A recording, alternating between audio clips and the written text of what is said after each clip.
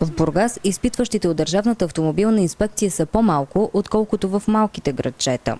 По принцип са трима, но повече информация няма как да ви дам. Как върват изпити, не мога да ви дам информация. Поради тази причина вече назрява сериозно недоволство сред автоинструкторите и техните курсисти. Никола Йорданов ще чака 2 месеца, за да се яви на изпит по кормуване. Пари пръскаме.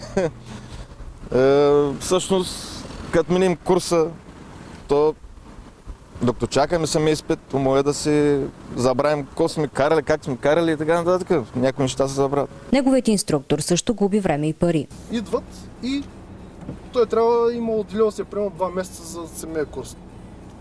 Минава този срок, аз не мога да му пусна дата, той да си изчисти изпита и да си ходи да си върши работата. По този начин всеки губи.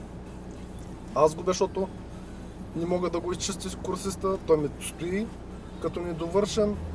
За тях пък е в пари, време и това са неприятните. Психически човек се натоварва по този начин. Затова ще имаме курсисти и всеки по някакъв начин каза кога, ма защо. Те си даже си мислят, че ние ги лъжим, че няма, че ги мотаме, а пък то всъщност не е така. Началникът на Бургаската инспекция не бе в Морския град, но обясни в телефонен разговор, че на този етап нямат възможност да бъдат назначавани нови инспектори. Частично решение на въпроса обаче ще има. От 21 март ще бъдат командировани в Бургас 3 инспектори от страната.